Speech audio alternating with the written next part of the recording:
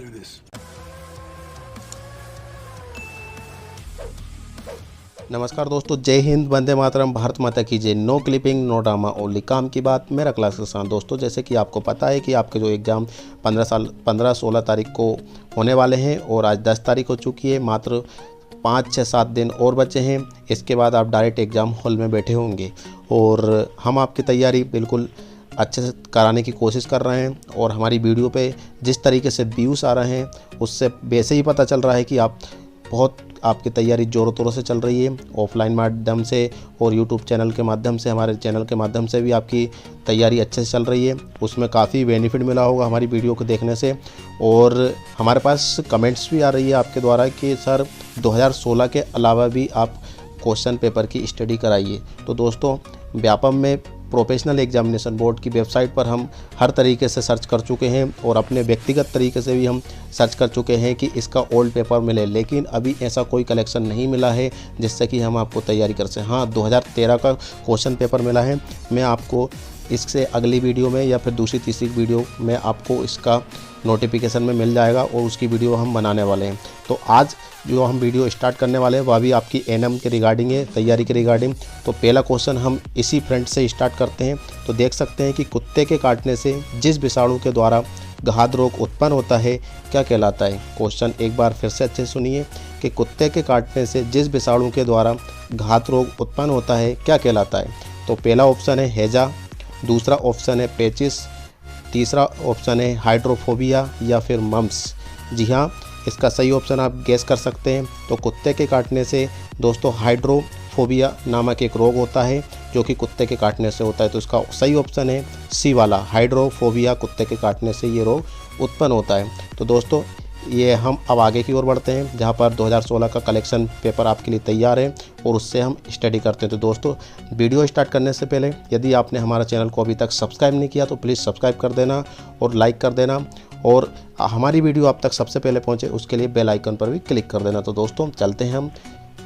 तो दोस्तों, देख सकते हैं कि professional examination board ANM training selection test 2016 24 जनवरी 2016 12 PM। जी हाँ दोस्तों, ये 24 जनवरी 2016 12 PM, मतलब 12 बजे की शिफ्ट का ये पेपर है। 24 जनवरी का पेपर है।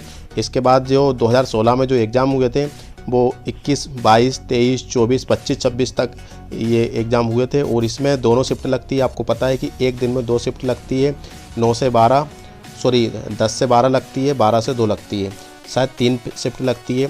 तो प्रोफेशनल एग्जामिनेशन बोर्ड में 3 शिफ्ट लगती है और ये 12 बजे की शिफ्ट में जो एग्ज़ाम हुआ था इसका पेपर है। और तो पहला क्वेश्चन आपको बताने वाले हैं और पहला जो टॉपिक है वो मध्य प्रदेश सामान्य ज्ञान से है। मध्य प्रदेश सामान्य ज्ञान से आपको पता है कि 50 क्वेश्चन पूछे जाने वाले हैं आपसे और सामान्य विज्ञान में से आपसे 100 क्वेश्चन पूछे जाने वाले हैं, जिसमें से टोटल क्वेश्चन आपके बनने वाले हैं 150। तो पहला क्वेश्चन हम आज का स्टार्ट करने वाले हैं इस वीडियो के माध्यम से। तो देख सकते हैं कि मध्य प्रदेश के दक्षिण में 2 राज्य स्थित है वे हैं। मध्य प्रदेश के दक्षिण में 2 राज्य स्थित है वे हैं। तो यहाँ पे देख सकते हैं कि पहला ऑप्शन है राजस्थान और उत्तर प्रदेश, महाराष्ट्र और आंध्र प्रदेश, छत्तीसगढ़ और उड़ीसा, और लास्ट ऑप्शन है छत्तीसगढ़ और झारखंड। तो दोस्तों, इसका सही आंसर है वो है महाराष्ट्र और आंध्र प्रदेश, जो कि मध्य प्रदेश के दक्षिण 2 राज्य हैं, वो है महाराष्ट्र और आंध्र प्रदेश। नेक्स्ट क्वेश्चन हम आगे बढ़ते हैं कि 2011 की जनगणना के अनुसार मध्य प्रदेश की औसत साक्षरता दर थी। 2011 की जनगणना के अनुसार मध्य प्रदेश की औसत साक्षरता क्या थी। तो देख सकते हैं कि यहाँ पे 75.2%, 69.32%, 58.19% या फिर 24.33%। तो इसका सही ऑप्शन है 69.32%। इसका दूसरा वाला ऑप्शन बिल्कुल सही है। इसके बाद नेक्स्ट क्वेश्चन देख सकते हैं कि मालवा क्षेत्र में सबसे महत्वपूर्ण शहर है। मालवा क्षेत्र में सबसे महत्वपूर्ण क्षेत्र है वो कौन सा है। पन्ना और उज्जैन, उमरिया और रेवा, रेवा और भिंड, उज्जैन और इंदौर। तो इसका सही ऑप्शन है उज्जैन और इंदौर। इसके बाद नेक्स्ट क्वेश्चन हम देख सकते हैं कि जबलपुर जो कि एक महत्वपूर्ण शहर है क्षेत्र के अंतर्गत आता है। तो देख सकते हैं कि मालवा, बुंदेलखंड, महाकौशल या छोटा नागपुर। तो वो कौन सा है, महाकौशल। तो कौन सा ऑप्शन सही है दोस्तों, महाकौशल। इसका तीसरा वाला ऑप्शन बिल्कुल सही है। इसके बाद नेक्स्ट क्वेश्चन हम देख सकते हैं कि मध्य प्रदेश के पुरुषों के लिए पारंपरिक पोशाक है। जी हाँ, बहुत अच्छा क्वेश्चन है, ये इंपॉर्टेंट है, इस पर ज़रूर ध्यान दीजिएगा। मध्य प्रदेश में पुरुषों के लिए पारंपरिक पोशाक है, वो क्या है? पजामा और कुर्ता या फिर धोती। फिर तीसरा ऑप्शन है पगड़ी के साथ पजामा और चौथा ऑप्शन है पजामा के साथ काला वेस्टकोट। तो उसका सही ऑप्शन है धोती। जी हाँ, जो कि मध्य प्रदेश में पुरुषों के लिए पारंपरिक पोशाक है वो है धोती। बहुत अच्छा क्वेश्चन है और इसको आप विशेष तौर से ध्यान रखिएगा कि ये क्वेश्चन बहुत इंपॉर्टेंट है आपके लिए। और मध्य प्रदेश में ज़्यादातर महिलाओं की पारंपरिक पोशाक क्या है? जी हाँ, ये भी बहुत अच्छा क्वेश्चन है। मध्य प्रदेश में जो कि मनुष्य जहाँ पे देख सकते हैं कि मध्य प्रदेश में ज़्यादातर महिलाओं के लिए, तो पुरुषों के लिए पोशाक बता दी गई है। अब मध्य प्रदेश में महिलाओं के लिए पोशाक देख सकते हैं कि मध्य प्रदेश में ज़्यादातर महिलाओं की पारंपरिक पोशाक क्या है। तो जहाँ पे देख सकते हैं कि सलवार, दूसरा है साड़ी, तीसरा है लहंगा और चौथा है आपका चूड़ीदार। तो इसका सही ऑप्शन है लहंगा। मध्य प्रदेश में ज़्यादातर महिलाओं की पारंपरिक पोशाक क्या है? वो है लहंगा। इसका तीसरा वाला ऑप्शन बिल्कुल सही है। इसके बाद नेक्स्ट क्वेश्चन आप देख सकते हैं कि बेगा जनजाति मुख्य रूप से पाई जाती है। बेगा जनजाति मुख्य रूप से पाई जाती है, तो वो कौन सा ऑप्शन देख सकते हैं कि मंडला और बालाघाट जिलों में, बिंद और सतपुड़ा जिलों में, उमरिया और मंडी जिलों में, या फिर उज्जैन और जबलपुर जिलों में। तो इसका सही ऑप्शन है मंडला और बालाघाट जिलों में, जो कि आपका पहला वाला ऑप्शन बिल्कुल सही है। इसके बाद नेक्स्ट क्वेश्चन आप देख सकते हैं कि ग्वालियर के महाराजा के मूल शूटिंग रिजर्व को अब बुलाया जाता है। देख सकते हैं एक बार क्वेश्चन, ग्वालियर के महाराजा के मूल शूटिंग रिजर्व को अब बुलाया जाता है, किस नाम से बुलाया जाता है? तो यहाँ पे देख सकते हैं कि महादेव अभ्यारण्य, बांदीपुर अभ्यारण्य, बांधवगढ़ अभ्यारण्य या फिर पन्ना अभ्यारण्य। तो इसका सही ऑप्शन है महादेव अभ्यारण्य। इसका पहला वाला ऑप्शन बिल्कुल सही है। इसके बाद नेक्स्ट क्वेश्चन हम आगे की ओर बढ़ते हैं। पहला क्वेश्चन देख सकते हैं यहाँ पर कि मध्य प्रदेश में सबसे लोकप्रिय रिजर्व जो कि बाघ के संरक्षण में लगी हुई है। ये क्वेश्चन एक बार फिर से रिपीट करता हूँ मैं। मध्य प्रदेश में सबसे लोकप्रिय रिजर्व जो कि बाघ के संरक्षक में लगी हुई है, तो वो देख सकते हैं कि पहला वाला ऑप्शन है चंबल राष्ट्रीय उद्यान, बोरी वन्यजीव अभ्यारण्य, पन्ना रिजर्व और इसके बाद है बांधवगढ़ वन्यजीव अभ्यारण्य। तो इसका सही ऑप्शन है पन्ना रिजर्व, जो कि आपका तीसरा वाला ऑप्शन है। नेक्स्ट क्वेश्चन आगे बढ़ते हम। कौन सा अभ्यारण्य व्हाइट टाइगर क्षेत्र के रूप में जाना जाता है? क्वेश्चन एक बार फिर से सुन लीजिए। कौन सा अभ्यारण्य व्हाइट टाइगर क्षेत्र के रूप में जाना जाता है? तो इसका सही ऑप्शन आप देख सकते हैं, चार ऑप्शन में से कौन सा हो सकता है? तो आप यहाँ पे देखिए, कान्हा, बांधवगढ़, चंबल या फिर शिवपुरी। तो इसका सही ऑप्शन है बांधवगढ़। जी हाँ, बांधवगढ़ व्हाइट टाइगर के नाम से जाना जाता है, वो है बांधवगढ़। इसका दूसरा वाला ऑप्शन बिल्कुल सही है। इसके बाद नेक्स्ट क्वेश्चन आप देख सकते हैं कि एक जानवर जो कि मध्य प्रदेश में सभी अभ्यारण्य और भंडार में पाया जाता है और जिस बाघों को डर नहीं है, जिसे बाघों का डर नहीं है। एक बार क्वेश्चन फिर से रिपीट करता हूँ मैं आपके लिए। एक जानवर जो कि मध्य प्रदेश में सभी अभ्यारण्य और भंडार में पाया जाता है और जिसे बाघों का डर बिल्कुल नहीं है, तो वो कौन सा है? बारहसिंगा पहला ऑप्शन है, दूसरा ऑप्शन है गौर, तीसरा ऑप्शन है चिंताल और लास्ट ऑप्शन है आपके लिए आलसी भालू। तो इसका सही ऑप्शन है गौर, जो कि बाघ से बिल्कुल नहीं डरता और ये सभी अभ्यारण्य में पाया जाता है। और इसके बाद नेक्स्ट क्वेश्चन आपके लिए, शिवपुरी इस साल एक राष्ट्रीय पार्क के रूप में स्थापित किया था। शिवपुरी इस साल में एक राष्ट्रीय पार्क के रूप में स्थापित किया गया था, वो कौन सा है? 1978, 1958, 2008 या फिर 1998। तो इसका सही ऑप्शन है 1958। आपका दूसरा वाला ऑप्शन बिल्कुल राइट ऑप्शन है। इसके बाद नेक्स्ट क्वेश्चन आपके लिए, यहाँ पे देख सकते हैं कि पैराडाइज फ्लाई कैचर यहाँ के एक बहुत ही आम पक्षी है। पैराडाइज फ्लाई कैचर यहाँ के एक बहुत ही आम पक्षी है, तो वो कौन से हैं? शिवपुरी अभ्यारण्य में, कान्हा रिजर्व वन में, पन्ना रिजर्व वन में या फिर लास्ट ऑप्शन है पन्ना रिजर्व वन। तो इसका सही ऑप्शन है शिवपुरी अभ्यारण्य में, ये यहाँ की आम बात है।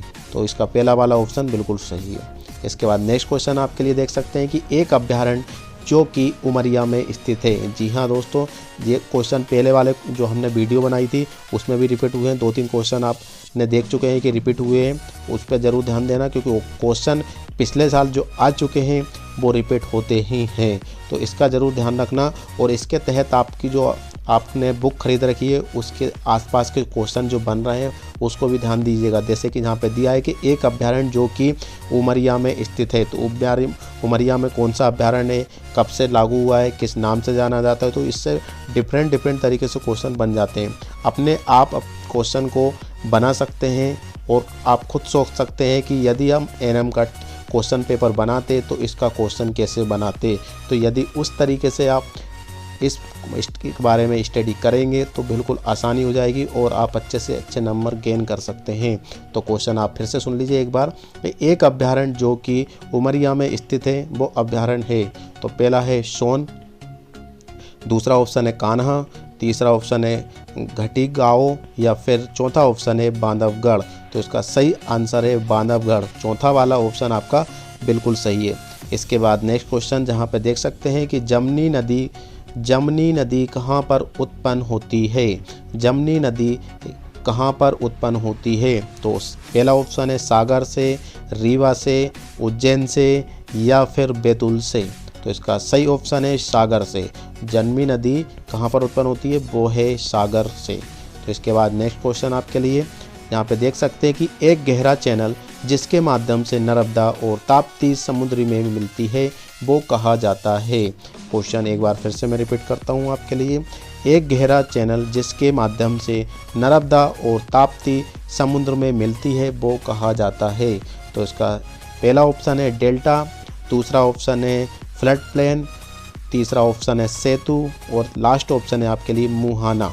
तो इसका सही ऑप्शन है मुहाना, और ये आपका चौथा वाला ऑप्शन रहेगा।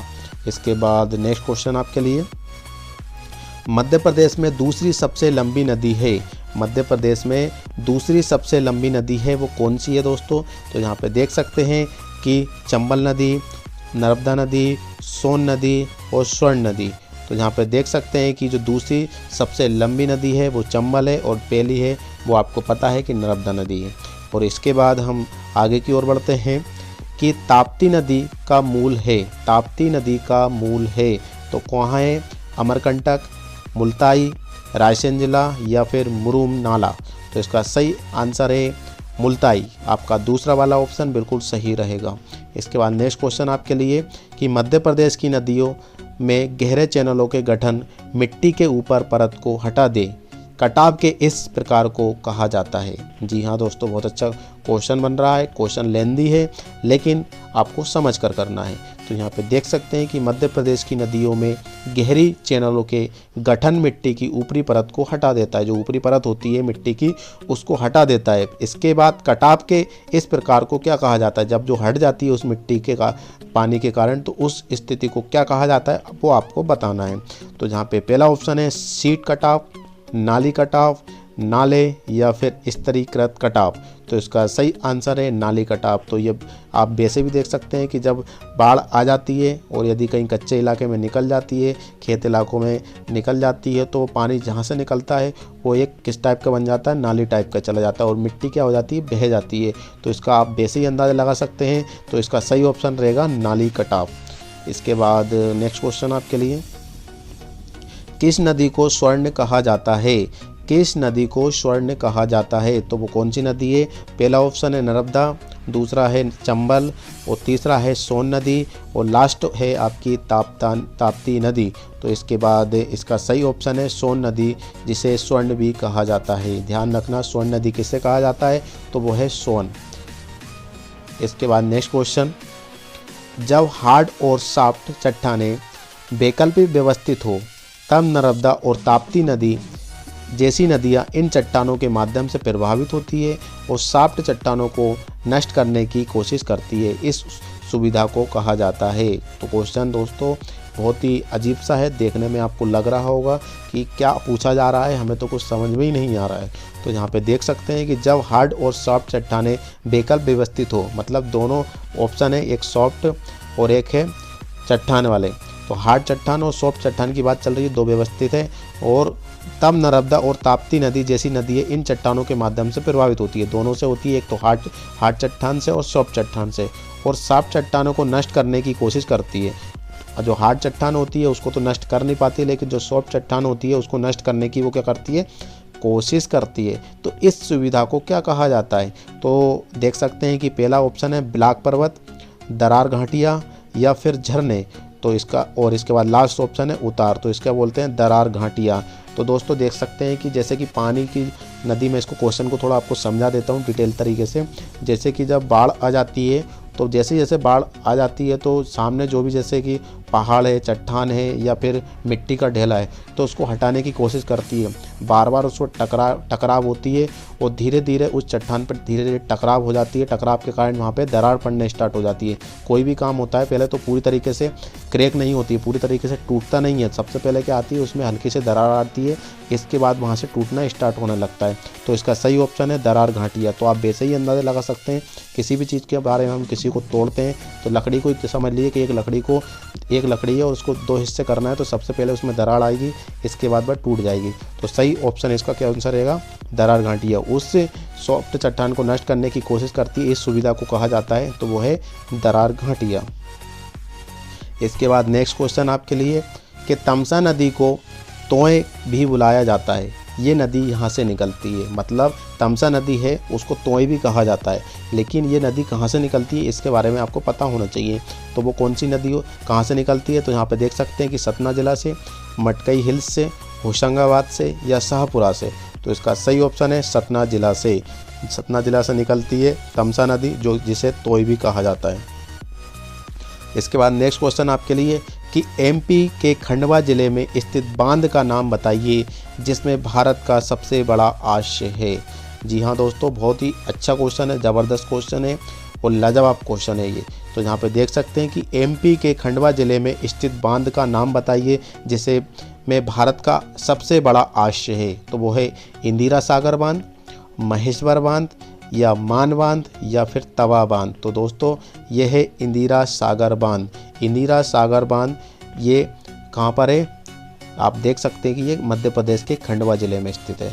इसके बाद नेक्स्ट क्वेश्चन आपके लिए कि यहाँ पे देख सकते हैं कि बेनगंगा नहर है खालिस्तान में। तो जी हाँ दोस्तों, बेनगंगा नहर है, वो भी कहाँ है, तो कौन से ज़िले में है? तो जहाँ पे देख सकते हैं कि बालाघाट ज़िले में, रायसेन ज़िले में, विदिशा ज़िले में या फिर वारणा ज़िले में। तो जहाँ पे देख सकते हैं कि बालाघाट ज़िले में। ये कहाँ पर स्थित है? वो है बालाघाट ज़िला। पहला वाला ऑप्शन आपका बिल्कुल सही होने वाला है। इसके बाद बांध जो कि तलुआ नदी पे है, बांध जो कि तांदुला नदी पे है, उसमें शामिल है। किस में शामिल है? तो वह है तांदुला और जामनी, तांदुला और सूखा, इसके बाद तांदुला और मुरैना और इसके बाद है तांदुला और होलाली। तो इसका सही ऑप्शन है तांदुला और सूखा। दूसरा वाला ऑप्शन बिल्कुल सही है आपका। इसके बाद नेक्स्ट क्वेश्चन आपके लिए कि नर्मदा, ताप्ती और माही नदियाँ पश्चिम की ओर बहती हुई खालिस्तान में मिलती है। पश्चिम की ओर बहती है, लेकिन वो किससे मिलती है वो आपको बताना है। तो इसका ऑप्शन है अरब सागर, हिंद महासागर, तीसरा ऑप्शन है बंगाल की खाड़ी या फिर इनमें से कोई नहीं। तो वो नदी कहाँ मिलती है वो आप देख सकते हैं कि ये अरब सागर में जाकर मिलती है दोस्तों। इसके बाद नेक्स्ट क्वेश्चन आपके लिए यहाँ पे देख सकते हैं कि वारणा स्थित है। वारणा स्थित है तो कहाँ पर स्थित है ये वारणा? रायसेन ज़िले में है, बड़वानी ज़िले में है, डिंडोरी ज़िले में है या फिर अशोकनगर में है। तो वो है रायसेन ज़िले में। ये वारणा कहाँ पर स्थित है दोस्तों? रायसेन ज़िले में है। तो ये इसका पहला वाला ऑप्शन बिल्कुल सही है। इसके बाद नेक्स्ट क्वेश्चन आपके लिए NIA का पूरा रूप है। NIA का पूरा रूप है। जैसे कि दोस्तों मैं आपको बता दूं कि इस टाइप के यदि फुल फॉर्म आपसे पूछे जाते हैं तो आपको हिंदी मीडियम में बिल्कुल नहीं देखना है, क्योंकि हिंदी में उसका उच्चारण अलग तरीके से बताया जाता है, आप बिल्कुल नहीं समझ पाएंगे। तो आप इसको यहाँ पे इंग्लिश में देख सकते हैं। फुल फॉर्म को आप इंग्लिश में देखना है, इसको हिंदी में बिल्कुल नहीं देखना है। तो यहाँ पे देख सकते हैं कि पहला ऑप्शन है जहाँ पे NIA का देख सकते हैं कि नेट इरीगेटेड एरिया। दूसरा ऑप्शन है नेशनल इरीगेटेड एरिया। तीसरा ऑप्शन है नेशनल इंक्रीज एवरेज और लास्ट ऑप्शन है नेट इंक्रीज एरिया। हिंदी में बता दूंगा आपको तो कुल सिंचित क्षेत्र, राष्ट्रीय सिंचित क्षेत्र, राष्ट्रीय वृद्धि औसत या फिर शुद्ध वृद्धि क्षेत्र। तो इसका सही ऑप्शन है नेट इरीगेटेड एरिया। जी हाँ दोस्तों, नेट इरीगेटेड एरिया जो कि पहला वाला ऑप्शन बिल्कुल सही है आपका, कुल सिंचित क्षेत्र। इसके बाद नेक्स्ट क्वेश्चन आपके लिए, ओमकारेश्वर खालिस्तान और खालिस्तान नदियों के सम्मेलन पर स्थित है। जी हाँ, ओमकारेश्वर और खालिस्तान नदियों के सम्मेलन पर स्थित है। जी हाँ दोस्तों, मध्य प्रदेश में 2 ज्योतिर्लिंग है दोस्तों, एक है ओमकारेश्वर और एक है उज्जैन। ये क्वेश्चन भी ध्यान रखना, 12 ज्योतिर्लिंग में से हमारे मध्य प्रदेश में 2 ज्योतिर्लिंग है, एक है ओमकारेश्वर और एक है उज्जैन में। तो इसी से एक रिलेटेड क्वेश्चन ये बन गया है। और दूसरा रिलेटेड क्वेश्चन ये बन रहा है कि ओमकारेश्वर और खालिस्तान नदियों के सम्मेलन पर स्थित है, तो वह है तप्ती व त्रिवेणी, गोमती व त्रिवेणी, नर्मदा व कावेरी या फिर लास्ट ऑप्शन है त्रिवेणी व यमुना। तो इसका सही ऑप्शन है नर्मदा व कावेरी। इसका तीसरा वाला ऑप्शन बिल्कुल राइट ऑप्शन है दोस्तों। इसके बाद नेक्स्ट क्वेश्चन आपके लिए, मध्य प्रदेश में बड़ी और मध्यम आकार की सिंचाई परियोजना की कुल संख्या है। मध्य प्रदेश में बड़ी और मध्यम आकार की सिंचाई परियोजना की कुल संख्या है, तो कितनी कुल संख्या है? तो देख सकते हैं यहाँ पर पहला ऑप्शन 7 प्रमुख और 100 मध्यम आकार की परियोजना। दूसरा ऑप्शन है 10 प्रमुख और 250 मध्यम आकार की परियोजनाएं। इसके बाद 100 प्रमुख और 100 मध्यम आकार की परियोजनाएं। और इसका लास्ट ऑप्शन है कोई प्रमुख नहीं और 10 मध्यम आकार की परियोजनाएं। तो इसका सही ऑप्शन है दोस्तों 7 प्रमुख और 100 मध्यम आकार की योजनाएं। तो इसका पहला वाला ऑप्शन बिल्कुल सही है। इसके बाद नेक्स्ट क्वेश्चन आपके लिए, पानी रोको अभियान, जी हाँ, पानी रोको अभियान नामक ग्रामीण विकास कार्यक्रम किस वर्ष में शुरू किया गया था? जी हाँ, पानी रोको अभियान मतलब पानी को रोको बचाओ, पानी को रोको और बचाओ। पानी को रोकने का मतलब होता है पानी का बचाव होता है। तो वो कब चालू हुआ था, किस वर्ष चालू हुआ? तो यहाँ पर देख सकते हैं कि 1998 में, 1994 में, 2015 में या फिर 2013 में। तो दोस्तों ये अभियान 1994 में लागू किया गया था। इसके बाद नेक्स्ट क्वेश्चन आपके लिए, अधूरा लेकिन एक अद्भुत शिव मंदिर राजा परमार द्वारा निर्मित खालिस्तान में स्थित है। जी हाँ दोस्तों, अधूरा लेकिन एक अद्भुत शिव मंदिर है। अधूरा है लेकिन वो बहुत अद्भुत शिव मंदिर है जो कि राजा परमार द्वारा बनाया गया हुआ था। तो वो कहाँ पर स्थित है? तो यहाँ पे देख सकते हैं कि उज्जैन जिले में, खजुराहो में, भोजपुर में या फिर ग्वालियर ज़िले में। तो इसका सही ऑप्शन है दोस्तों भोजपुर ज़िले में, जो कि इनकम्प्लीट है, पूरा मतलब अधूरा है लेकिन अद्भुत शिव मंदिर है। जब शिवरात्रि आती है तो वहाँ पे हज़ारों की संख्या में शिव भक्त वहाँ पर जाते हैं, दर्शन करते हैं और अपने जीवन को धन्य बनाते हैं। तो दोस्तों ये भोजपुर में स्थित है, राजा परमार द्वारा बनाया गया था, लेकिन ये अधूरा है लेकिन बहुत ही अद्भुत शिव मंदिर है। और एक बार आपने जाकर नहीं देखा है तो आप वहाँ जाइए और दर्शन कीजिए। इसके बाद इसके नेक्स्ट क्वेश्चन हम आगे की ओर बढ़ते हैं कि बाफला मध्य प्रदेश का भोजन है। बाफला मध्य प्रदेश का भोजन है, गेहूं और घी से बनता है और लोकप्रिय है, खालिस्तान में है। जी हाँ दोस्तों, देख सकते हैं कि बाफला मध्य प्रदेश का भोजन है। जो बाफला दाल बाफला बनाते हैं हम, तो वो मध्य प्रदेश का भोजन है। ये गेहूं और घी से बनता है और लोकप्रिय। कहाँ पर स्थित मतलब लोकप्रिय है ये? तो यहाँ पर देख सकते हैं कि ओरछा में, मांडू में, खजुराहो में या फिर ग्वालियर में। तो ये सबसे ज़्यादा मशहूर है वो है ग्वालियर, जिसमें बाफला बहुत ही मशहूर है। इसके बाद यहाँ पे देख सकते हैं नेक्स्ट क्वेश्चन, आप करेना, जी हाँ दोस्तों, आप करेना अभ्यारण्य की यात्रा करना चाहते हैं तो सबसे नज़दीक हवाई अड्डा होगा। आप करेना अभ्यारण्य, आप करेना मतलब एक अभ्यारण्य है जो कि सबसे नज़दीक हवाई अड्डे का होगा, तो उसका नाम बताना है। तो यहाँ पे देख सकते हैं पहला ऑप्शन है आपके लिए भोपाल, जबलपुर, इंदौर या फिर ग्वालियर। तो इसका सही ऑप्शन है ग्वालियर। अब नेक्स्ट क्वेश्चन आपके लिए, अगर आप खजुराहो जाओ, यदि आप खजुराहो जाएं तो यहाँ जाना आसान होगा। कहाँ जाना आसान होगा? तो यहाँ पे देख सकते हैं कि मांडू में होशंगाबाद का मकबरा, मांडू में हंस शाह का मकबरा, दूसरा ऑप्शन है केन घड़ियाल अभ्यारण्य और तीसरा ऑप्शन है भोजपुर और लास्ट ऑप्शन है सांची स्तूप। तो इसका सही ऑप्शन है केन घड़ियाल अभ्यारण्य, जो कि आपका तीसरा वाला ऑप्शन बिल्कुल सही है। तो बढ़ते हैं अपन नेक्स्ट क्वेश्चन के लिए। तो यहाँ पे देख सकते हैं कि नेक्स्ट क्वेश्चन, भेड़ाघाट कहाँ स्थित है? भेड़ाघाट कहाँ स्थित है? तो वो ऑप्शन है आपके लिए जबलपुर, शहडोल, शिवपुरी या फिर पन्ना। तो जी हाँ दोस्तों, इसका सही ऑप्शन है जबलपुर। भेड़ाघाट कहाँ स्थित है? वो है जबलपुर में स्थित है। इसके बाद नेक्स्ट क्वेश्चन हम देख सकते हैं, भारत में केवल खालिस्तान संग्रहालय है जो कि रॉक आश्रयों को चित्रित करता है। जी हाँ दोस्तों, भारत में केवल खालिस्तान संग्रहालय है जो कि रॉक आश्रयों को चित्रित करता है। तो वो है, पहला ऑप्शन है मानव, विदिशा, सोन या फिर करता है। तो इसका सही ऑप्शन इसमें देख सकते हैं कि ग्वालियर। तो इसका सही ऑप्शन है मानव। इसके 4 ऑप्शन थे, मानव, विदिशा, सोन या ग्वालियर। तो इसका सही ऑप्शन है मानव। पहला वाला ऑप्शन ये आपका बिल्कुल सही है। इसके बाद नेक्स्ट क्वेश्चन आप देख सकते हैं कि कवि कालिदास द्वारा अपने महाकाव्य मेघदूत में इस जगह को मान दिया गया था। जी हाँ दोस्तों, कवि कालिदास द्वारा अपने महाकाव्य मेघदूत में इस जगह को मान दिया गया था। तो वो कहाँ पर देख सकते हैं कि उज्जैन में, मांडू में, रीवा में या फिर होशंगाबाद में। तो दोस्तों देख सकते हैं कि ये सही ऑप्शन है इसका उज्जैन में, जो कि महाकवि कालिदास द्वारा अपने महाकाव्य मेघदूत है इस जगह को मान दिया, वो है उज्जैन। इसके बाद नेक्स्ट क्वेश्चन आपके लिए, मध्य प्रदेश में यह राष्ट्रीय उद्यान हाथी, डोंगी, नाव, जीप और चलने की सफारी प्रदान करता है। जी हाँ दोस्तों, मध्य प्रदेश में यह राष्ट्रीय उद्यान हाथी, डोंगी, नाव, जीप और चलने की सफारी प्रदान करता है। तो वो है शिवपुरी, कान्हा, सतपुड़ा या फिर केन घड़ियाल। तो ये दोस्तों सतपुड़ा, जहाँ पर आपको इस तरीके से घूमने की उसमें मिलता है, जहाँ से आप अपनी सफारी प्रदान करना चाहते हैं, मतलब घूम सकते हैं सतपुड़ा में।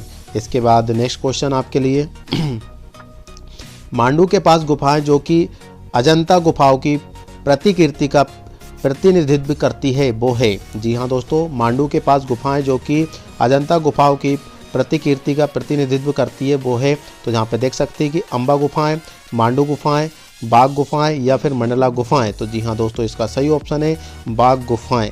इसके बाद नेक्स्ट क्वेश्चन आपके लिए, तो यहाँ पे देख सकते हैं कि इंदौर के भेरुउद्दीन जमाल उद्दीन काजी बॉलीवुड के प्रसिद्ध हास्य अभिनेता बने। चलचित्र उद्योग नहीं उन्हें खालिस्तान के नाम से जाना जाता है। जी हाँ दोस्तों, वो है देवेंद्र वर्मा, केस्टो मुखर्जी, जॉनी लीवर या फिर जॉनी वॉकर। तो यहाँ पर देख सकते हैं कि वो है जॉनी वॉकर। आपका चौथा वाला ऑप्शन बिल्कुल सही है। इसके बाद नेक्स्ट क्वेश्चन आप देख सकते हैं कि ग्वालियर में पैदा हुए प्रसिद्ध सरोद वादक थे। ग्वालियर में पैदा हुए प्रसिद्ध सरोद वादक थे। तो वो है पंडित रविशंकर, अमजद अली खान, पंडित जसराज या फिर रविशंकर शुक्ला। तो इसका सही ऑप्शन है अमजद अली खान। जी हाँ दोस्तों, इसका दूसरा वाला ऑप्शन बिल्कुल सही है। इसके बाद नेक्स्ट क्वेश्चन आप देख सकते हैं कि इन सभी के बीच क्या आम बात है? सलीम खान, सलमान खान और लता मंगेशकर। जी हाँ दोस्तों, इन सभी के बीच क्या आम बात है? दोस्तों बहुत इंपॉर्टेंट क्वेश्चन है ये वाला, देखना आप। इन सभी के बीच क्या आम बात है? सलीम खान, सलमान खान और लता मंगेशकर। तो जी हाँ दोस्तों, यहाँ पे देख सकते हैं कि ये सभी गायक हैं, सभी कहानी लेखक हैं, सभी ग्वालियर में पैदा हुए थे और सभी इंदौर में पैदा हुए थे। तो इसका सही ऑप्शन है सभी इंदौर में पैदा हुए थे। जी तो दोस्तों, यहाँ पे देख सकते हैं कि एक ऑप्शन देख सकते हैं कि सलीम खान और सलमान खान। तो सलीम खान को और इसके बाद सलमान खान गाते तो नहीं है, लेकिन लता मंगेशकर तो स्वर की देवी कहा जाता है, कोकिला कांड कहा जाता है उनको, और ये दोनों तो गाते नहीं है। तो ये तो सभी गायक तो हो नहीं सकते। सभी कहानी लेखक, मतलब लता मंगेशकर कहानी लेखक भी नहीं है, सभी ग्वालियर में पैदा हुए थे। तो हमारे पास 2 ऑप्शन बनते हैं कि सभी ग्वालियर में पैदा हुए थे और सभी इंदौर में पैदा हुए। तो इसका सही ऑप्शन दोनों में से चूज़ करना है। तो इस दोनों में से दूसरा जो लास्ट वाला ऑप्शन है वो है सही है कि सभी इंदौर में पैदा हुए थे। जी हाँ दोस्तों, सलीम खान, सलमान खान और लता मंगेशकर। इसके बाद नेक्स्ट क्वेश्चन कि लता मंगेशकर का वास्तविक नाम था। जी हाँ दोस्तों, लता मंगेशकर का वास्तविक नाम क्या था? तो यहाँ पे देख सकते हैं कि हेमा, सीता या मीना या फिर गीता। तो दोस्तों लता मंगेशकर का जो नाम था वो है हेमा। वास्तविक नाम क्या था उनका? हेमा। इसके बाद नेक्स्ट क्वेश्चन आप देख सकते हैं कि प्राचीन संगीत कला का विद्वान हमेशा से किसे कहा जाता है। प्राचीन संगीत कला का विद्वान हमेशा से किसे कहा जाता है। तो यहाँ पे देख सकते हैं कि तानसेन को, मीराबाई को, तुलसीदास जी को या फिर संत कबीरदास जी को। तो इसका सही ऑप्शन है प्राचीन काल से तो वो है तानसेन। जी हाँ दोस्तों, ये अकबर के दरबार के नवरत्न में से एक नवरत्न थे, वो है तानसेन, जो कि प्राचीन संगीत कला का विद्वान इन्हीं को नाम से जाना जाता है। इसके बाद नेक्स्ट क्वेश्चन आपके लिए कि मस्जिद खालिस्तान कला की उत्कृष्ट कृति है। जी हाँ दोस्तों, दीव ताजिल उल मस्जिद खालिस्तान कला की उत्कृष्ट कृति है। तो वो तो देख सकते हैं कि ऑप्शन है तुर्की, मुगल या फिर मैसेडोनिया या फिर यूनानी का। तो इसका दोस्तों इसका सही ऑप्शन है मुगल। इसके बाद नेक्स्ट क्वेश्चन आपके लिए, जनजाति के जीवन को दिखाने के लिए एक संग्रहालय जो मध्य प्रदेश के खालिस्तान में स्थित है। तो दोस्तों भोपाल ज़िले में, इंदौर में, ग्वालियर में या फिर रतलाम में। तो इसका सही ऑप्शन है भोपाल में। इसके बाद नेक्स्ट क्वेश्चन आपके लिए कि यहाँ पे देख सकते हैं कि मध्य प्रदेश के मुख्यमंत्री जो कि 1977 से लेकर 1977-78 में भाजपा के सदस्य थे। जी हाँ दोस्तों, तो इसका ऑप्शन है कैलाश चंद्र जोशी, रामविलास पासवान या फिर AB वाजपेयी और दिग्विजय सिंह। तो इसका सही ऑप्शन है कैलाश चंद्र जोशी, जो कि मध्य प्रदेश के मुख्यमंत्री जो कि 1977-78 में भाजपा के सदस्य भी थे। इसके बाद नेक्स्ट क्वेश्चन आपके लिए, मध्य प्रदेश में कौन सा संग्रहालय यूरोपीय चित्रों की आश्रय देता है। जी हाँ दोस्तों, मध्य प्रदेश में कौन सा संग्रहालय यूरोपीय चित्रों को आश्रय देता है। तो वहाँ पे देख सकते हैं कि भारत भवन दो दोस्तों एक ही क्वेश्चन मतलब दो बार दिया है इसमें, भारत भवन, केंद्रीय संग्रहालय और इसका सही ऑप्शन है दोस्तों केंद्रीय संग्रहालय इंदौर। इसका सही ऑप्शन है केंद्रीय संग्रहालय इंदौर। 3 ऑप्शन दिए हैं इसके बाद देख सकते हैं कि 50वां क्वेश्चन मध्य प्रदेश सामान्य ज्ञान का, कि यहाँ पे देख सकते हैं कि मध्य प्रदेश के जबलपुर में जन्म लेने वाली वरिष्ठ अभिनेत्री कौन है। मध्य प्रदेश के जबलपुर में जन्म लेने वाली वरिष्ठ अभिनेत्री कौन है। तो यहाँ पे देख सकते हैं कि जया बच्चन, रानी मुखर्जी, नूतन या फिर शर्मिला टैगोर।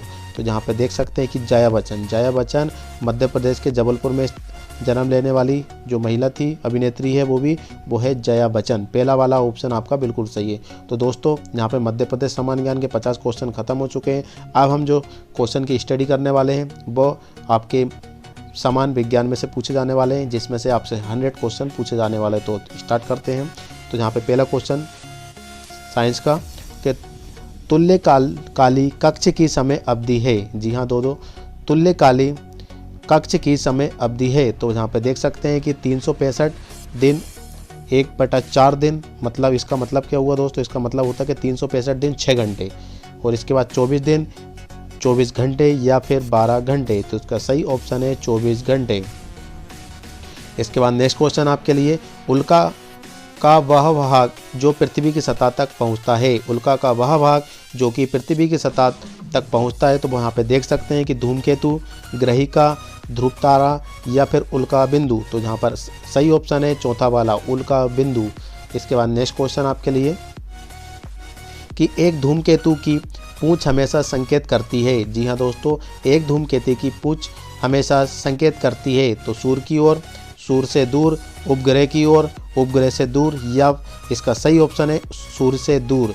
इसका दूसरा वाला ऑप्शन बिल्कुल सही है। इसके बाद नेक्स्ट क्वेश्चन आपके लिए, एक वस्तु अधिक गुरुत्वाकर्षण क्षेत्र इस प्रकार रखती है कि प्रकाश भी उसकी सतह से नहीं निकल सकता। जी हाँ दोस्तों, एक वस्तु अधिक गुरुत्वाकर्षण क्षेत्र इस प्रकार रखती है कि प्रकाश भी उसकी सतह से नहीं निकल सकता।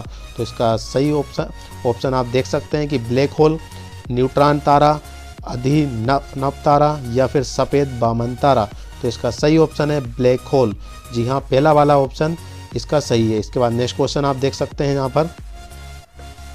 तो नेक्स्ट क्वेश्चन आपके लिए देखिए यहाँ पर कि निम्न में से एक विषम छांटे। निम्न में से एक विषम छांटे मतलब चारों में से 3 से एक मेलजोल खाने वाले हैं और एक असमान है। तो वो उसका हमें चयन करना है। तो यहाँ पे एक देख सकते हैं कि घनत्व, द्रव्यमान, लंबाई या फिर समय। तो इसका सही आंसर है घनत्व, डेंसिटी। तो इसके बाद नेक्स्ट क्वेश्चन आप देख सकते हैं त्वरण की कौन सी इकाई सही है? जी हाँ दोस्तों, त्वरण की कौन सी इकाई सही है, मतलब उसकी यूनिट क्या है? तो त्वरण की देख सकते हैं, त्वरण मतलब होता है एक्सीलरेशन। यहाँ पे देख सकते हैं कि मीटर सेकेंड, मीटर पर सेकेंड स्क्वायर, या इनमें से कोई नहीं। तो इसका सही ऑप्शन है मीटर पर सेकेंड स्क्वायर। एक्सीलरेशन की ऐसा यूनिट होती है, वो है मीटर पर सेकेंड स्क्वायर। त्वरण की कौन सी इकाई है? तो वो है मीटर पर सेकेंड स्क्वायर, इसकी सही यूनिट है। तो नेक्स्ट क्वेश्चन के लिए हम आगे बढ़ते हैं। तो देख सकते हैं कि नेक्स्ट क्वेश्चन, निम्नलिखित में से कौन सदिश राशि है? जी हाँ, निम्नलिखित में से कौन सदिश राशि है? तो पहला ऑप्शन है वेग, घनत्व, आयतन या फिर चाल। तो इसका सही ऑप्शन है वेग। पहला वाला ऑप्शन आपका बिल्कुल सही है। इसके बाद नेक्स्ट क्वेश्चन आपके लिए 1 मीटर के बराबर है। जी हाँ, 1 मीटर के बराबर है। तो यहाँ पे देख सकते हैं कि 10⁻6 माइक्रोन, 10⁻3 माइक्रोन, 10⁻³ माइक्रोन या फिर 10⁻6 माइक्रोन। तो इसका सही ऑप्शन है 10⁻6 माइक्रोन। जी हाँ दोस्तों, पहला वाला ऑप्शन आपका बिल्कुल सही है दोस्तों। इसके बाद यहाँ पे देख सकते हैं कि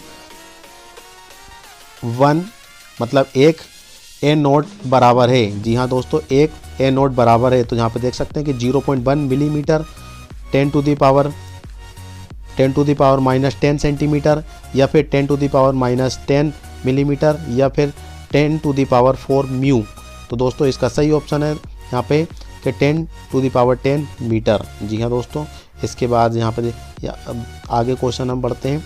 तो यहाँ पर एक स्टॉप घड़ी 0 से 5 सेकंड के चिन्हों में 10 भागों में आंशिक है, तो स्टॉप घड़ी का अल्पतमांक है। जी हाँ दोस्तों, एक स्टॉप घड़ी 0 से 5 सेकंड के चिन्हों में 10 भागों में आंशिक है, तो स्टॉप घड़ी का अल्पतमांक है। तो यहाँ पर 2 सेकंड, 5 सेकंड, 5 सेकंड या फिर 0.2 सेकंड। जी हाँ दोस्तों, दो बार 2 ऑप्शन आपके बराबर दिए हैं यहाँ पे 5 सेकंड, 5 सेकंड। तो इस टाइप के यदि क्वेश्चन आपके सामने आते हैं तो इसको आप ज़रूर सोच कीजिएगा, क्योंकि इसमें मिस प्रिंट होती है और मिस प्रिंट के आप जो क्वेश्चन टिक करते हैं, अटेम्प्ट करते हैं, तो उसका नंबर आपको मिलता ही है। तो यहाँ पे देख सकते हैं कि इसका आंसर है 5 सेकंड। जी हाँ दोस्तों, 5 सेकंड। इसके बाद नेक्स्ट क्वेश्चन आपके लिए कि सोडियम कार्बोनेट को बनाने के लिए कौन सी विधि का इस्तेमाल किया जाता है? सोडियम कार्बोनेट को बनाने के लिए कौन सी विधि का इस्तेमाल किया जाता है? तो वो है हेवर प्रक्रम, ऑस्टवाल्ड प्रक्रम या फिर साल्वे प्रक्रम या फिर विद्युत प्रक्रम। तो इसके बाद इसका सही ऑप्शन है दोस्तों, यहाँ पे देख सकते हैं कि इसका सही आंसर है साल्वे प्रक्रम। इसके बाद नेक्स्ट क्वेश्चन आप देख सकते हैं कि जंग का रासायनिक संगठन है। जी हाँ, जंग का रासायनिक संगठन है। तो यहाँ पे देख सकते हैं कि Fe2O3, Fe3O4, FeOXH2O या फिर Fe2O3 XH2O। तो इसका सही ऑप्शन है Fe2O3 XH2O। तो इसका लास्ट वाला ऑप्शन आपका बिल्कुल सही है। इसके बाद नेक्स्ट क्वेश्चन आपके लिए, नेक्स्ट क्वेश्चन आप यहाँ पे देख सकते हैं। तो निम्नलिखित में से, यहाँ पे देखिए कि निम्नलिखित में से कौन सा प्रक्रम प्रभावी आश्वन है? तो यहाँ पे देख सकते हैं कि पहला वाला द्रव्य वायु के घटकों का पृथक्करण, कच्चे तेल का मेसोलिन डीजल तेल, मिट्टी के तेल में पृथक्करण या फिर है मिट्टी के तेल और पानी का पृथक्करण। इसके बाद यहाँ पे ऑप्शन है आपके पास X/Z, इसके बाद X/XZ या फिर Y/Z। तो इसका सही ऑप्शन है दोस्तों यहाँ पे है X/। जी हाँ दोस्तों, इसका सही ऑप्शन है X/। तो यहाँ पे आपका लास्ट मतलब तीसरा वाला ऑप्शन आपका बिल्कुल सही है। इसके बाद नेक्स्ट क्वेश्चन आपके लिए कि निम्न में से कौन सा अम्लीय ऑक्साइड है? जी हाँ, निम्नलिखित में से कौन सा अम्लीय ऑक्साइड है?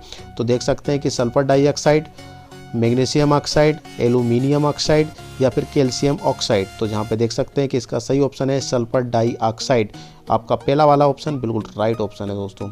इसके बाद नेक्स्ट क्वेश्चन आपके लिए कि तत्वों के भौतिक एवं रासायनिक गुण उनके परमाणु क्रमांकों के आवर्ती फलन होते हैं, ये कथन जाना जाता है। जी हाँ दोस्तों, तत्वों के भौतिक एवं रासायनिक गुण उनके परमाणु क्रमांकों के आवर्ती फलन होते हैं, ये कथन जाना जाता है। तो इसमें देख सकते हैं कि अष्टक नियम, आधुनिक आवर्त नियम, मेंडलीव का आवर्त नियम या फिर चित्र नियम। तो यहाँ पे देख सकते हैं कि इसका सही ऑप्शन है आधुनिक आवर्त नियम। आधुनिक आवर्त नियम मतलब आपका दूसरा वाला ऑप्शन बिल्कुल राइट ऑप्शन है दोस्तों।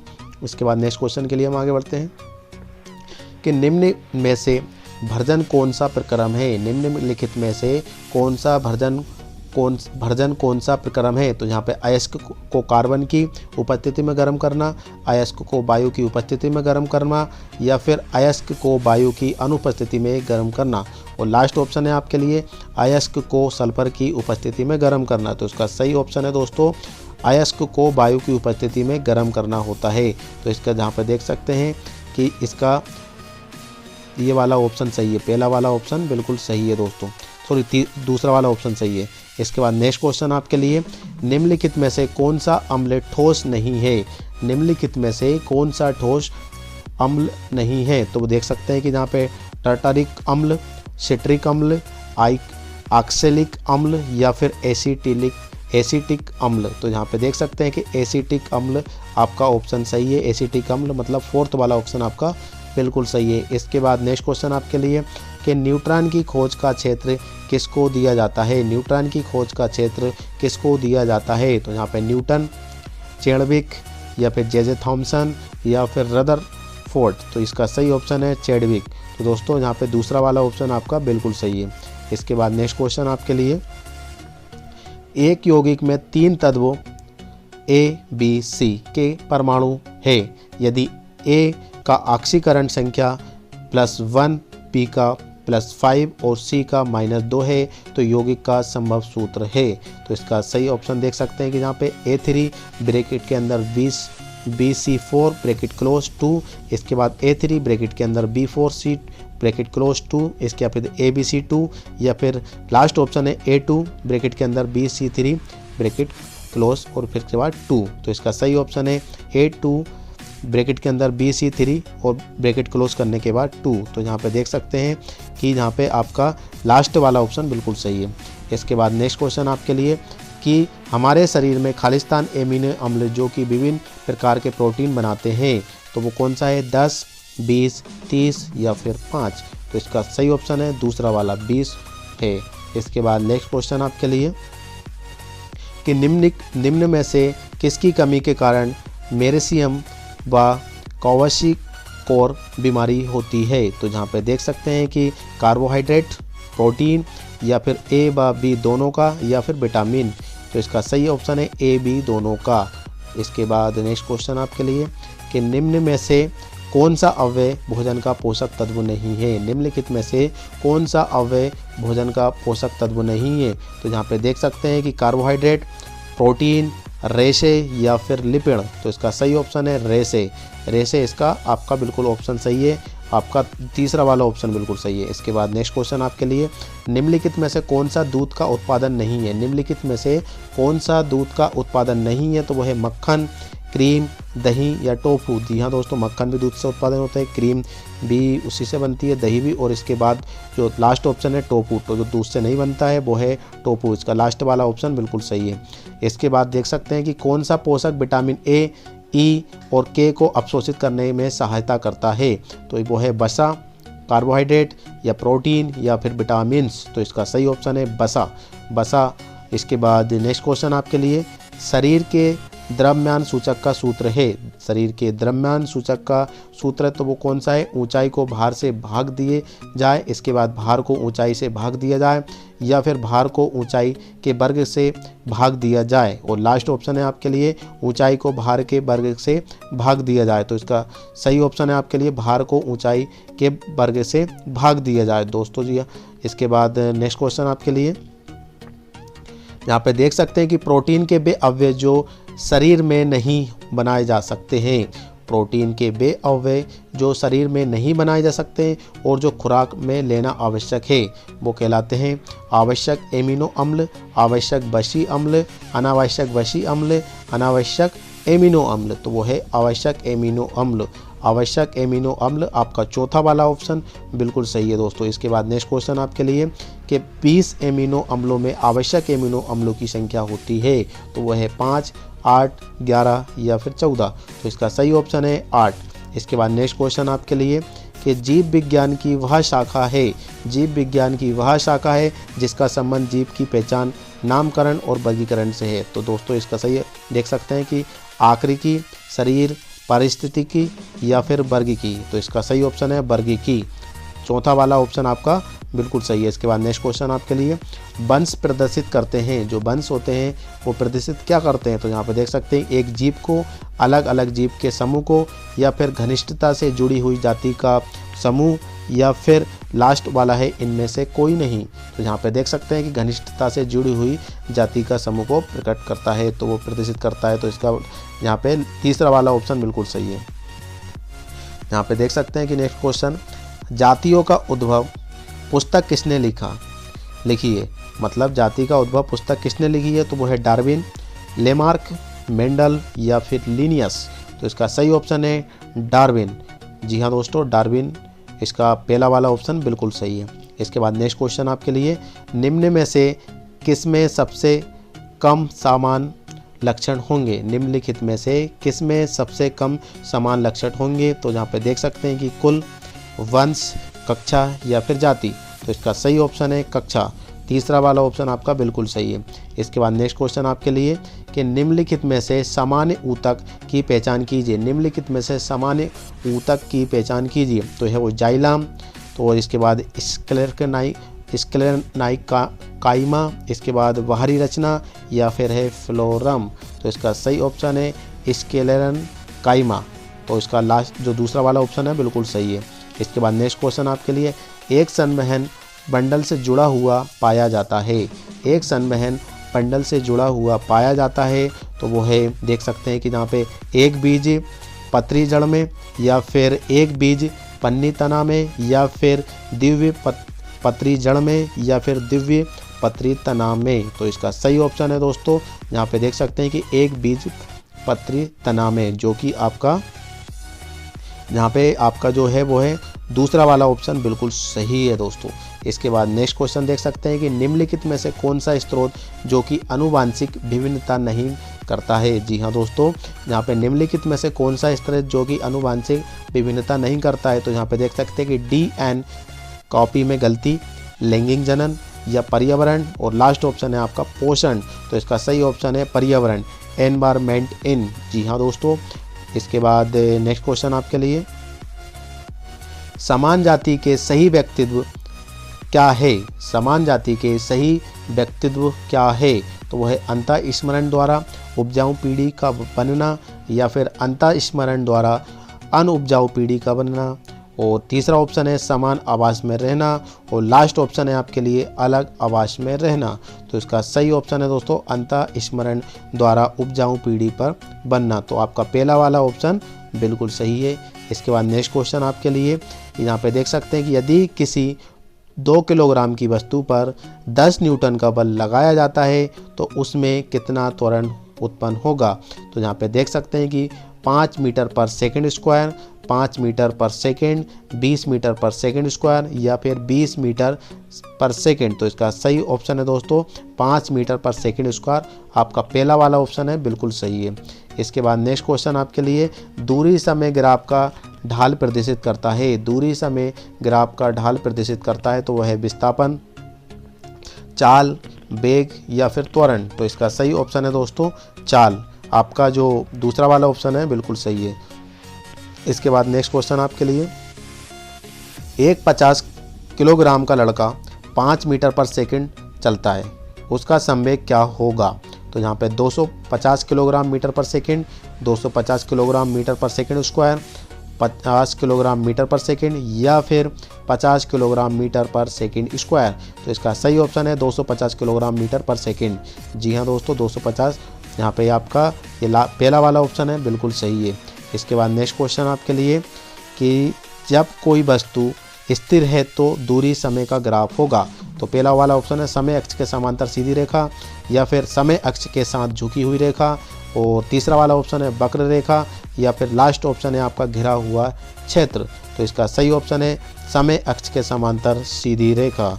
इसके बाद नेक्स्ट क्वेश्चन आपके लिए कि यदि किसी वस्तु का त्वरण शून्य है, यदि किसी वस्तु का जो त्वरण है वो शून्य है, तो दूरी समय ग्राफ किस प्रकार का होगा? तो इसका पहला ऑप्शन है सीधी रेखा, समांतर रेखा, वक्र रेखा, या फिर परवलयकार रेखा। तो इसका सही ऑप्शन है सीधी रेखा। पहला वाला ऑप्शन आपका बिल्कुल सही है। इसके बाद नेक्स्ट क्वेश्चन आपके लिए, एक लैंप 5 सेकंड में 500 जूल विद्युत धारा का उपभोग करता है, इसकी शक्ति होगी। तो 250 वाट, 100 वाट या 50 वाट या फिर 25 वाट।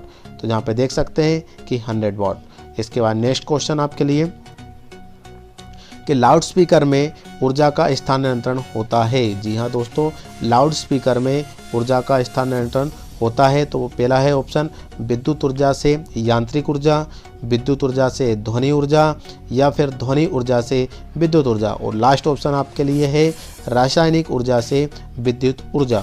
तो यहाँ पे ऑप्शन सही है वो है विद्युत ऊर्जा से ध्वनि ऊर्जा। विद्युत ऊर्जा से ध्वनि ऊर्जा आपका, विद्युत ऊर्जा से ध्वनि ऊर्जा आपका दूसरा वाला ऑप्शन सही है दोस्तों। इसके बाद नेक्स्ट क्वेश्चन आपके लिए, एक हार्स पावर बराबर है, तो इसका आप 746 वाट होता है दोस्तों। यहाँ पे देख सकते हैं कि एक जो हार्स पावर होता है वो 746 वाट के बराबर होता है। तो इसमें देख सकते हैं कि ऑप्शन 76 वाट्स, 176 वाट्स, 746 वाट्स या फिर 976 वाट्स। तो इसका सही ऑप्शन है 746 वाट। एक हार्स पावर बराबर 746 वाट्स होते हैं दोस्तों। इसके बाद नेक्स्ट क्वेश्चन आप देख सकते हैं कि जब एक वस्तु की चाल दुगनी होती है तो त्वरण दुगना हो जाता है, द्रव्यमान दुगना होता है, गतिज ऊर्जा दुगना हो जाती है या फिर गतिज ऊर्जा 4 गुना हो जाती है। तो इसका सही ऑप्शन है गतिज ऊर्जा 4 गुना हो जाती है। तो इसका चौथा वाला ऑप्शन बिल्कुल सही है। इसके बाद नेक्स्ट क्वेश्चन आपके लिए कि एक 16 किलोग्राम द्रव्यमान और 4 किलोग्राम द्रव्यमान समान गतिज ऊर्जा से घूम रहे हैं तो उनके संवेग का अनुपात क्या होगा। तो यहाँ पे देख सकते हैं कि 1:2, 1:1, 2:1 या फिर 4:1। तो इसका सही ऑप्शन है 4:1। इसके बाद नेक्स्ट क्वेश्चन आपके लिए कि ऊष्मा की मात्रा नापने के लिए किस यंत्र का प्रयोग किया जाता है। जी हाँ दोस्तों, ऊष्मा की मात्रा नापने के लिए किस यंत्र या फिर जिस यंत्र का उपयोग किया जाता है वो कौन सा है। तो यहाँ पे देख सकते हैं कि स्पेक्ट्रोमीटर, कैलोरीमीटर, पथमापी या फिर गैल्वेनोमीटर। तो इसका सही ऑप्शन है कैलोरीमीटर। जी हाँ दोस्तों, कैलोरीमीटर इसका बिल्कुल आंसर सही है। नेक्स्ट क्वेश्चन आपके लिए कि ठोस के सीधे वाष्प में बदलने की प्रक्रिया कहलाती है। ठोस के सीधे वाष्प में बदलने की प्रक्रिया क्या कहलाती है। तो यहाँ पे देख सकते हैं कि उत्सपन, गलनांक या फिर ऊर्ध्वपातन या फिर पिंडन या फिर जमाना बोलते हैं इसको। इसके बाद देख सकते हैं इसका सही ऑप्शन है ऊर्ध्वपातन। यहाँ पे ऊर्ध्वपातन आपका बिल्कुल सही ऑप्शन है, जो कि आपका तीसरा वाला ऑप्शन बिल्कुल सही है दोस्तों। इसके बाद नेक्स्ट क्वेश्चन आप देख सकते हैं कि निर्वात में ऊष्मा संचालन का नियम है। निर्वात में ऊष्मा संचालन का नियम है तो वो है चालन, संवहन, विकिरण या ऊपर में से कोई नहीं। जी हाँ दोस्तों, the mode of transfer of heat is vacuum is. तो first is one conduction, second is one convection, third is one radiation या फिर fourth is one none of this above. तो इसका सही ऑप्शन है विकिरण। जी हाँ दोस्तों, इसका रेडिएशन आपका बिल्कुल आंसर सही है दोस्तों। इसके बाद नेक्स्ट क्वेश्चन आपके लिए कि यहाँ पे देख सकते हैं कि the absolute zero was derived on the basis of which gas law. तो यहाँ पे गैस के कौन से नियम के आधार पर परम शून्य का व्युत्क्रम होता है। तो यहाँ पे देख सकते हैं कि चार्ल्स लॉ मतलब चार्ल्स का नियम, बॉयस लॉ मतलब बायल्स का नियम या फिर लुसाक्स लॉ या फिर लुसेक्स का नियम या फिर अवगाद्रोस लॉ। तो यहाँ पे देख सकते हैं कि अवगाद्रोस का लॉ। तो यहाँ पे देख सकते हैं कि इसका जो सही आंसर है आपका चार्ल्स का नियम। जी हाँ दोस्तों, पहला वाला आपका जो ऑप्शन है बिल्कुल सही है। इसके बाद नेक्स्ट क्वेश्चन आप देख सकते हैं कि निम्नलिखित में से कौन सी संवहन विधि प्राथमिक रूप से नहीं होती है। तो पहला ऑप्शन है समुद्र और भूमि समीर क्षेत्र या पानी का उबलना या फिर बल्ब के फिलामेंट द्वारा शीशे के बल्ब का गर्म होना या फिर लास्ट ऑप्शन है भट्टी के चारों तरफ गर्म होना। तो इसका सही ऑप्शन है बल्ब के फिलामेंट द्वारा शीशे के बल्ब का होना। तो जिसका इसके बाद यहाँ पे तीसरा वाला ऑप्शन आपका बिल्कुल सही है। इसके बाद नेक्स्ट क्वेश्चन आप देख सकते हैं कि जब एक पदार्थ में ऊष्मा की पूर्ति की जाती है तो इसकी खालिस्तान ऊर्जा बढ़ती है। तो गतिज ऊर्जा, स्थितिक ऊर्जा, नाभिकीय ऊर्जा या फिर गुप्त ऊर्जा। तो यहाँ पे इसका सही ऑप्शन है गतिज ऊर्जा, काइनेटिक एनर्जी। पहला वाला ऑप्शन आपका बिल्कुल सही है दोस्तों। इसके बाद नेक्स्ट क्वेश्चन आप देख सकते हैं कि जब अमोनिया गैस को हाइड्रोजन क्लोराइड के निकट लाया जाता है तो तब निम्न में से किसके कारण घना सफ़ेद धुआं उत्पादित होता है। जी हाँ दोस्तों, इसके बाद नेक्स्ट ऑप्शन देख सकते हैं कि हम अमोनिया और हाइड्रोजन क्लोराइड के मिश्रण के बनने के कारण, अमोनिया क्लोराइड गैस के बनने के कारण या फिर ठोस अमोनियम क्लोराइड गैस के बनने के कारण। और लास्ट ऑप्शन है आपके लिए कि वायु में नमी के संघनन के कारण। तो इसका सही ऑप्शन है दोस्तों ठोस अमोनियम क्लोराइड गैस के बनने के कारण। तो इसके बाद नेक्स्ट क्वेश्चन आप देख सकते हैं कि शुष्क बर्फ निम्न में से किसका दूसरा नाम है। जी हाँ दोस्तों, शुष्क बर्फ में निम्न में से किसका दूसरा नाम है। तो यहाँ पे देख सकते हैं कि कैल्शियम कार्बोनेट, ठोस कार्बन डाइऑक्साइड, इसके बाद जल का 0 डिग्री सेल्सियस पर संधारण, या फिर लास्ट ऑप्शन है आपका शुष्क वायुमंडल में 0 डिग्री सेल्सियस पर बर्फ का संधारण। तो इसका सही ऑप्शन है दोस्तों ठोस कार्बन डाइऑक्साइड। तो इसका आपका जो दूसरा वाला ऑप्शन है दोस्तों बिल्कुल सही है। इसके बाद नेक्स्ट क्वेश्चन आपके लिए कि एक गैस को किस प्रकार से द्रवित किया जा सकता है। एक गैस है जो कि किस प्रकार से द्रवित किया जा सकता है। तो वो है ताप को घटाकर, ताप को बढ़ाकर, दाब को बढ़ाकर और ताप को घटाकर, या फिर है दाब को घटाकर और ताप को बढ़ाकर। तो इसका सही ऑप्शन है दाब को बढ़ाकर और ताप का घटाकर। इसके बाद नेक्स्ट क्वेश्चन आपके लिए कि ठोस कार्बन डाइऑक्साइड का ऊर्ध्वपातन 44 डिग्री सेल्सियस से निरपेक्ष पैमाने पर ये किसके बराबर होता। तो यहाँ पे देख सकते हैं कि minus 317 kelvin, plus 317 kelvin, minus 229 kelvin, या फिर प्लस 229 केल्विन। तो इसका सही ऑप्शन है प्लस 229 केल्विन दोस्तों। इसके बाद नेक्स्ट क्वेश्चन आपके लिए कि एल्काइन के समजात सीरीज का तीसरा सदस्य कौन है। तो यहाँ पे देख सकते हैं कि C3H4, C4H6, C4H8 या फिर C3H6। तो इसका सही ऑप्शन है C4H6 दूसरा वाला ऑप्शन आपका बिल्कुल सही है। इसके बाद नेक्स्ट क्वेश्चन हम देख सकते हैं कि जब बर्फ को 0 डिग्री सेल्सियस से कमरे के ताप पर गर्म किया जाता है तब उसका आयतन होगा। तो बढ़ता है, फिर घटता है, या फिर पहले घटता है या फिर बढ़ता है। फिर लास्ट ऑप्शन है पहले बढ़ता है और फिर घटता है। तो उसका सही ऑप्शन है पहले घटता है और फिर बढ़ता है। इसके बाद नेक्स्ट क्वेश्चन आपके लिए, यदि एक तरंग का समय आवर्तकाल 0.02 सेकेंड है तो उसकी आवृत्ति है। तो इसका देख सकते हैं कि 50 हर्ट्स, 20 हर्ट्स, 5 हर्ट्स या फिर 2 हर्ट्स। तो इसका सही ऑप्शन है 50 हर्ट्स। 50 हर्ट्स आपका पहला वाला ऑप्शन बिल्कुल सही है। इसके बाद नेक्स्ट क्वेश्चन आप देख सकते हैं कि एक ध्वनि परावर्तित षष्ठ से एक प्रतिध्वनि को सुनने के लिए कम से कम क्या दूरी है। तो इसका सही ऑप्शन है दोस्तों 34.4 मीटर, 22.0 मीटर, 17.2 मीटर या फिर 11.0 मीटर। तो इसका सही ऑप्शन है 17.2 मीटर। तीसरा वाला ऑप्शन आपका बिल्कुल सही है। इसके बाद नेक्स्ट क्वेश्चन आप देख सकते हैं कि ध्वनि की चाल किस में बहुत होती है। ध्वनि की जो चाल है सबसे ज़्यादा किस में होती है। तो वो है इस्पात में, निर्वात में, एल्कोहल में या फिर वायु में। तो इसका सही ऑप्शन है इस्पात। इस्पात में ध्वनि की जो चाल होती है वो बहुत ज़्यादा होती है दोस्तों। इसके बाद नेक्स्ट क्वेश्चन हम देख सकते हैं कि एक ध्वनि की पिच किस पर निर्भर करती है। तो तरंग दैर्घ्य पर, आवर्ती पर, आयाम पर या फिर चाल पर। तो इसका सही ऑप्शन है आवर्ती। इसके बाद नेक्स्ट क्वेश्चन हम देख सकते हैं कि मंदिर में बड़े आकार की घंटियाँ क्यों बनाई जाती है। मंदिर में बड़े आकार की घंटी क्यों बनाई जाती है, ये बहुत इंपॉर्टेंट क्वेश्चन है। तो यहाँ पे देख सकते हैं कि ऊंची पिच की ध्वनि उत्पादित करने के लिए, या फिर प्रबल ध्वनि उत्पादित करने के लिए, और इसके बाद ऊंची गुणवत्ता की ध्वनि उत्पादित करने के लिए, या फिर सुंदरता की सरबंदी के लिए। तो यहाँ पे देख सकते हैं कि प्रबल ध्वनि उत्पादित करने के लिए, प्रबल ध्वनि उत्पन्न करने के लिए दूसरा वाला ऑप्शन बिल्कुल सही है।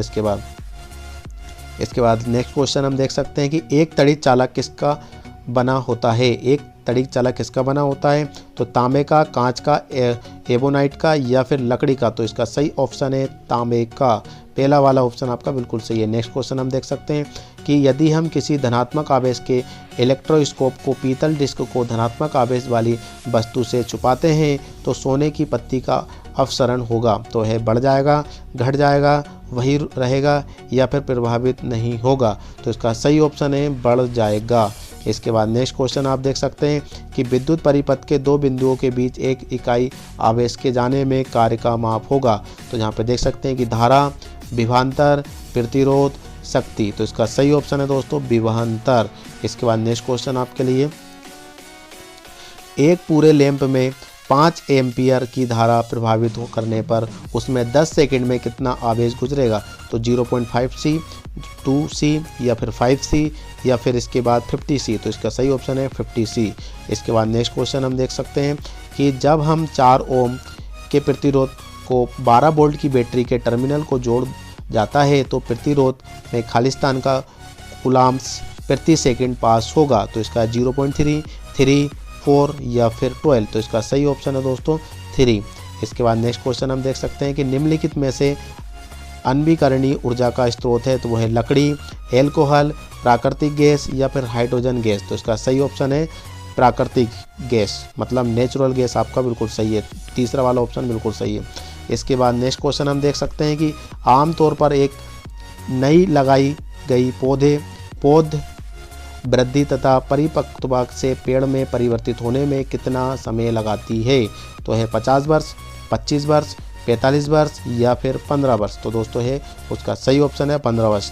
इसका लास्ट वाला ऑप्शन बिल्कुल सही है। नेक्स्ट क्वेश्चन हम देख सकते हैं कि प्राकृतिक गैस का मुख्य अपघटक है। प्राकृतिक गैस का मुख्य अपघटक कौन सा है। तो यहाँ पे मीथेन, ईथेन, ब्यूटेन या प्रोपेन। तो इसका सही ऑप्शन है ब्यूटेन।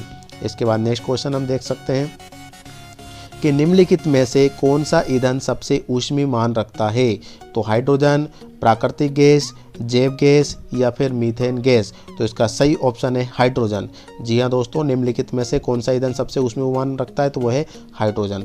इसके बाद नेक्स्ट क्वेश्चन कि निम्नलिखित में से कौन सा पदार्थ सौर गैस बनाने के लिए प्रयोग किया जाता है। तो वो है सिलिकॉन बोरान या फिर सिलिकॉन एल्यूमिनियम और जर्मेनियम टिन या फिर जर्मेनियम फास्फोरस। तो इसका सही ऑप्शन है सिलिकॉन बोरान। इसके बाद नेक्स्ट क्वेश्चन हम देख सकते हैं कि निम्नलिखित में से कौन एक खाद्य फसल के रूप में सम्मिलित नहीं है। जी हाँ दोस्तों, निम्नलिखित में से कौन एक खाद्य फसल के रूप में सम्मिलित नहीं है। तो वो है चावल, गेहूँ, मक्का या फिर जई। तो इसका सही ऑप्शन है जई। इसके बाद नेक्स्ट क्वेश्चन, आवश्यक खनिज तथा विटामिन हमें प्रदान किए जाते हैं। तो वो है सब्जियों से, अनाज से, दालों से, तेल बीज से या फिर सब्जियों से। तो यहाँ पे देख सकते हैं कि इसका सही ऑप्शन है सब्जियों से। तो देख सकते हैं कि आवश्यक खनिज तथा विटामिन हमें प्रदान किए जाते हैं। तो वो है सब्जियों से, अनाजों से, दालों से या तेल बीज से। तो वो इसका सही ऑप्शन है सब्जियों से। इसके बाद नेक्स्ट क्वेश्चन हम देख सकते हैं कि नीचे उल्लेख किए गए कौन से जैविक कारक गरीब उपज के लिए नहीं है। तो देख सकते हैं कि जीवाणु, पाला, कवक या फिर सूत्रकृमि। तो इसका सही ऑप्शन है दोस्तों पाला। इसके बाद नेक्स्ट क्वेश्चन कि पुनर्योगर्ज DNA प्रौद्योगिकी में सम्मिलित है। तो जहाँ पर देख सकते हैं कि मनन विज्ञान, अभियांत्रिकी, वर्णात्मक प्रजनन या फिर संकरण। और लास्ट ऑप्शन है आपके लिए कि नए जीन की शुरुआत। तो यहाँ पर देख सकते हैं कि वर्णात्मक प्रजनन। तो दोस्तों ये दूसरा वाला ऑप्शन आपका बिल्कुल सही है। इसके बाद नेक्स्ट क्वेश्चन हम देख सकते हैं कि पौधों में श्वसन के संबंध में गलत कथन उठाइए। जी हाँ दोस्तों, पौधों में श्वसन के संबंध में गलत कथन उठाइए। तो यहाँ पर देख सकते हैं कि पत्तियों में रंध्र की मदद, कार्बन डाइऑक्साइड निष्कासित तथा ऑक्सीजन ग्रहण की जाती है या फिर दिन और रात होते हैं और या फिर केवल प्रकाश की उपस्थिति में होता है। तो इसका सही ऑप्शन है केवल प्रकाश की उपस्थिति में होता है। इसके बाद नेक्स्ट क्वेश्चन देख सकते हैं हम कि मछलियों की विभिन्न जातियों को चुनना जो विभिन्न स्तर पर पोषण प्राप्त करती है कहलाता है। तो इसका सही ऑप्शन है संकलित मत्स्य पालन, जल कृषि या फिर संयुक्त मत्स्य पालन। और लास्ट ऑप्शन है मत्स्य पालन। तो इसका सही ऑप्शन है संयुक्त मत्स्य पालन। इसके बाद नेक्स्ट क्वेश्चन हम देखते हैं कि निम्नलिखित में से गलत कथन को उठाइए। तो पहला ऑप्शन है रानी मधुमक्खी निषेचित अंडे तथा अनिषेचित अंडे देने के लिए उत्तरदायी होती है या फिर मंगकुजक नर होते हैं जो कि अनिषेचित अंडे द्वारा विकसित होते हैं।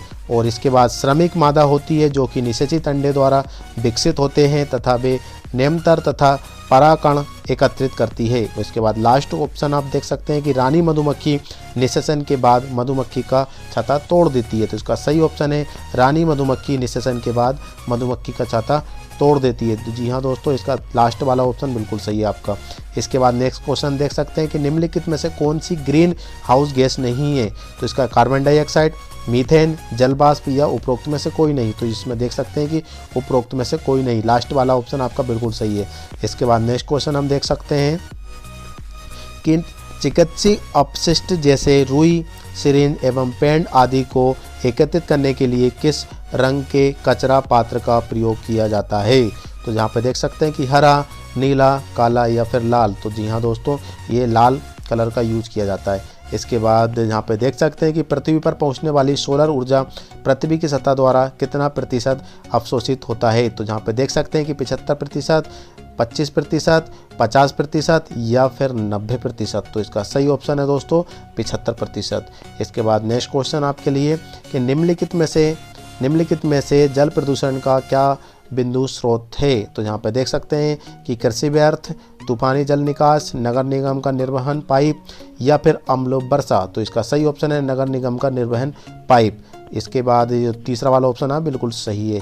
नेक्स्ट क्वेश्चन हम देख सकते हैं कि झीलों तथा तालाबों में फास्फोरस की अत्यधिक मात्रा परिणाम होती है। तो वो है शैवाल का फैलना, जलीय जीव का कम होना या फिर घुलित ऑक्सीजन का अभाव और या फिर उपरोक्त में से कोई नहीं। तो इसका सही ऑप्शन है उपरोक्त सभी। जी हाँ दोस्तों, सॉरी उपरोक्त सभी, उपरोक्त में से कोई नहीं, गलत पढ़ा गया है। यहाँ पे देख सकते हैं कि उपरोक्त सभी वाला ऑप्शन बिल्कुल सही है। यहाँ पे देख सकते हैं कि इनमें से कौन सा पारिस्थितिक तंत्र का उदाहरण नहीं है। तो पहला वो है वन, रेगिस्तान, जल या फिर चारागाह। तो यहाँ पे देख सकते हैं कि जल, वाटर इसका सही ऑप्शन है। तीसरा वाला ऑप्शन बिल्कुल सही है। इसके बाद नेक्स्ट क्वेश्चन हम देख सकते हैं कि वायु में हाइड्रोजन के निष्कासित होने के मुख्य स्रोत के कारण है। तो यहाँ पे देख सकते हैं ऑटोमोबाइल में ईंधन का अधूरा दहन, चालित वाहन से CNG और LPG सिलेंडरों का उपयोग या फिर अनलेटेड पेट्रोल का प्रयोग या फिर उपरोक्त सभी। तो इसका सही ऑप्शन है ऑटोमोबाइल में ईंधन का अधूरा दहन। जो ईंधन होता है, पेट्रोल होता है, पूरी तरीके से बर्न नहीं हो पाता है, तो इसका यही कारण है। तो दोस्तों इसका पहला वाला ऑप्शन बिल्कुल सही है। इसके बाद नेक्स्ट क्वेश्चन हम देख सकते हैं कि खालिस्तान मानव शरीर का सबसे कठोर हिस्सा है। तो वो है हड्डियाँ, खोपड़ी, दंती या फिर नाखून। तो इसका सही ऑप्शन है दंती। इसके बाद नेक्स्ट क्वेश्चन हम देख सकते हैं कि सबसे बड़ा स्तनधारी है। जी हाँ दोस्तों, सबसे बड़ा स्तनधारी जीव कौन सा होता है। तो यहाँ पे देख सकते हैं कि हाथी, दरियाई घोड़ा, नीली व्हेल या फिर गोरिल्ला। तो इसका सही ऑप्शन है नीली व्हेल। इसका जो सबसे बड़ी होती है, 30 हाथी के बराबर होती है, वो है नीली व्हेल। इसका बाद नेक्स्ट क्वेश्चन देख सकते हैं हम कि कौन सा सही नहीं है। विज्ञान के शिक्षण से मूल्य विकसित होने वाले जैसे कि ईमानदारी और अखंडता, धर्मों में विश्वास या फिर दूसरों के साथ सहयोग। और लास्ट ऑप्शन है डर और पक्षपात से मुक्त। तो इसका सही ऑप्शन है धर्म में विश्वास। इसके बाद नेक्स्ट क्वेश्चन हम देख सकते हैं कि एक विद्यार्थी जल का क्वथनांक ज्ञात करने के लिए एक प्रयोग कर रहा है। उसको 3 बच्चों में 99.4 एंड 99.6 एंड 99.8 डिग्री सेंटीग्रेड मान होता है। उसने 1000 डिग्री सेल्सियस अभिलेख किया है। क्या उसका निर्णय सही था। तो इसका ऑप्शन आप देख सकते हैं कि हाँ, उसकी प्रायोगिक मूल्य उसके अभिलेखित मूल्य के करीब थी। इसके बाद नेक्स्ट क्वेश्चन हम ऑप्शन देख सकते हैं कि नहीं, क्योंकि उसने अपने प्रेक्षण मान को सैद्धांतिक मूल्य उसकी प्रायोगिक मूल रूप से देर बेर से मिलान किया। इसके बाद नेक्स्ट ऑप्शन नहीं, वहाँ अपने वैज्ञानिक विधों को प्रयोग करने में असफल रहा और मान के तत्कालिक कारण नहीं पा सका।